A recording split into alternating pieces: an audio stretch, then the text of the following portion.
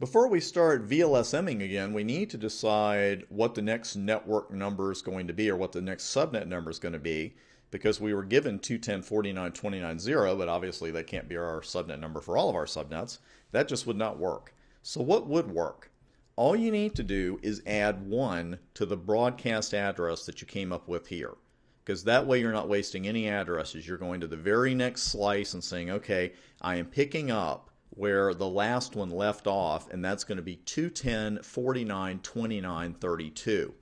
And what I do is just write it out like this, write it out in binary, and remember to update your network number, because now it's 210.49.29.32.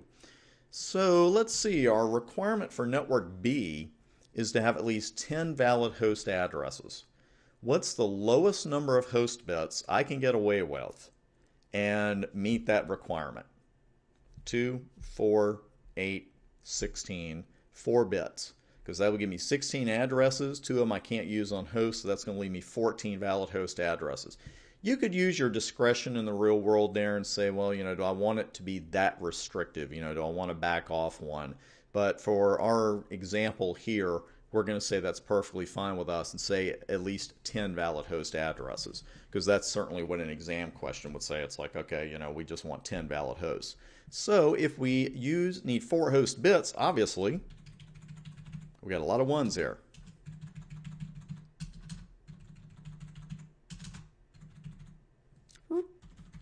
There we go. That's our subnet mask /28. So we know that our subnet for network B is going to be 210.49.29.32/28.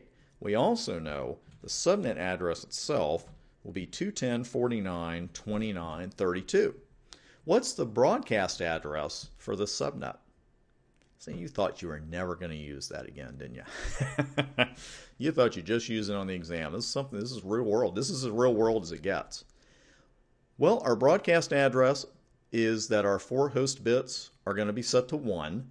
And what you must keep in mind is that you're looking at the entire octet when you fill in the broadcast address. And by the way, when you're doing this and as you're doing it, whether it's production network or whether you're in a lab, please write it down. Just make a little baby Excel spreadsheet, make a little baby notepad. I don't care, but write this stuff down somewhere. So if those host bits are all 1, and remember that 32-bit is set now, that's going to be 210.49.29 what?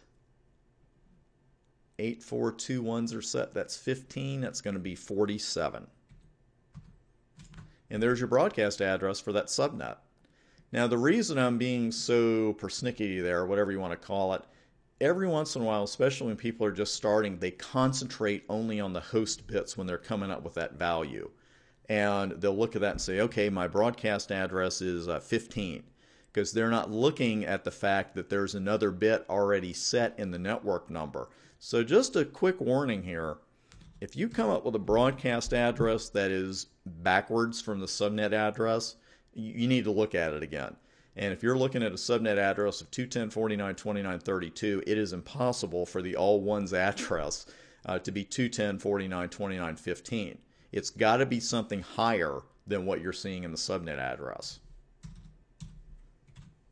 And it's 47. So all of our valid hosts are in the middle, 33 through 210.49.29.46. Everything in the middle, and that's going to give us at least our 10 valid hosts. One other thing I want to mention here, and I've done this myself every once in a while, it's really easy to write those addresses like this when you're writing the range valid hosts. And there's nothing wrong with leaving the first 3 octets out there, but it's kind of a rugged habit. I don't even want to say it's a bad habit, but I think it's a habit that can come back and nail you, because sometimes, your range valid host is going to have a different 3rd octet. And if you get in the habit of just writing the 4th octet as the valid host, one day you might just do that and you leave an important number out. So what I do like to do is write out the valid host range. I'll write the entire address for the first range, then do a dash in the entire address for the second range. Just a couple of dad lectures in there for you. Just want to keep that information straight because we're working hard on this. and we want to keep it straight. So what is our next network number that we're working with?